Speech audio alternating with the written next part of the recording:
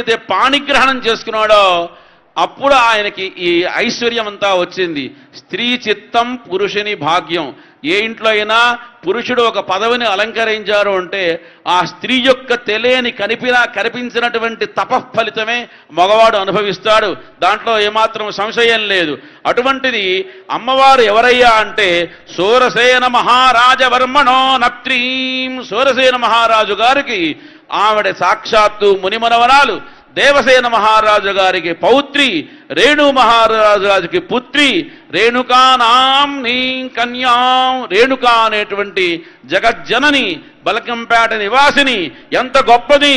నమో కనకదుర్గా, నమో భరతమాత, నమో చంద్రరేఖ, నమో విశ్వరూపి, నమో దుష్టదూరి, నమో సకల లోకమాత, మహాలక్ష్మి మహాసరస్వతి స్వరూపిణి, బలకంపేట వాసిని శ్రీ ఎల్లమ్మదేవి. నమస్తే నమస్తే నమస్తే నమో నమః. అటువంటి బలకంపేట స్వరూపిణి ఆ ఎల్లమ్మ వారికి ఇక్కడ కళ్యాణం జరగబోతూ ఉంది. జై బోల్ ఎల్లమ్మ మాతకి రేణుకాంబా సమేత దేవదగ్ని మహర్షి దివ్య కళ్యాణ మహోత్సవాఖ్యే కర్మణి వివాహారాగతమిమం వరం భగవంతం చ మదగ్ని మహర్షిణం ద్రవ్యేణ పూజయిష్యే. యత్రాస్మా అపచితిం కుర్వంతి తత్కూర్చ ఉపవిశతి యథా పురస్తాద్ రాష్ట్రభృతస్యాచార్య సందేమాల్ స్వచ్యోషం. ఓం ఆపపాద్యాయ నీళ్లు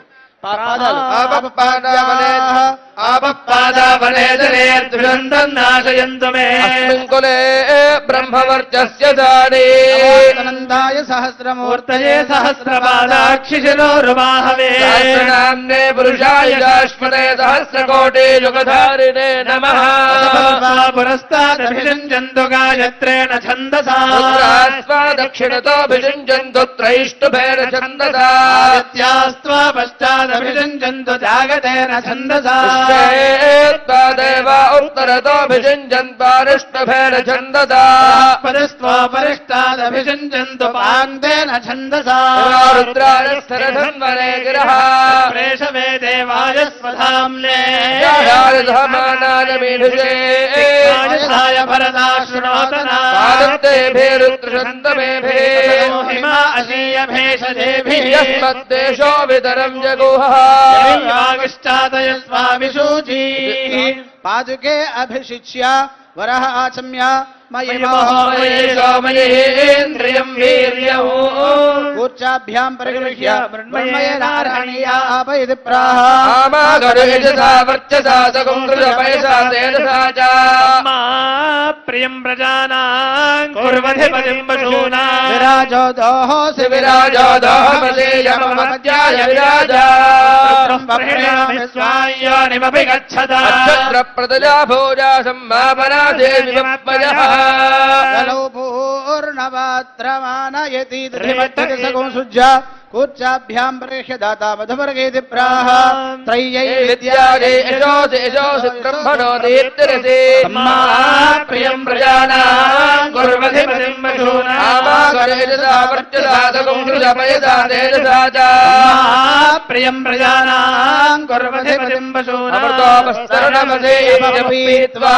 యన్మధునోమధవ్యం పరమవన్నాద్యం వీర్యం మధునోమధవ్యేన పరమేణాన్నాద్యేన వీర్యేణ పరమోన్నమధవ్యోసాని వర్ధదాం యజ్ఞస్య వృద్ధిమనువర్ధాపనిధి అస్య వృద్ధిమ్మా కుర్మవనిదోహం మనుష్యేషు భూజాతం గౌర్భేద భవ్యా మాతా రుద్రాణాం దుహితావలోనా గుస్పసా నిత్యానామృతస్య నాభిః నమోజించికిదుషే జనాయ మా కామనా కామదిం వనిష్ఠా హిమదూతకంతృణాన్యత్తు ఓముద్ధృజతా ఇవం వస్త్రాణి వే వజావజాధే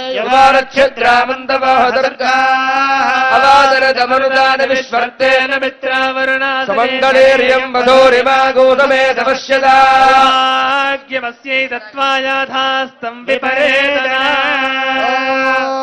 యవం వస్త్రాణి వే వదావదాధే దివారచ్ఛద్రావంతవో దర్గాః ఆతిరతమరదాని విశ్వర్తేన మిత్రావరుణాసజే సమంగళేర్యం వధూరివా గౌతమే తపశ్యదా భాగ్యమస్యై దత్వాయాథాస్తం విపరేతనా. రాష్ట్ర ప్రభుత్వం వారు సమర్పించినటువంటి పట్టు వస్త్రముల్ని అమ్మవారి యొక్క దివ్య కళ్యాణ మహోత్సవనందు అయ్యవారికి అమ్మవారికి ఆ బంగారు చెరుగుల పట్టు వస్త్రాలని అర్చక స్వాములు సమర్పణ చేస్తున్నారు. బాజా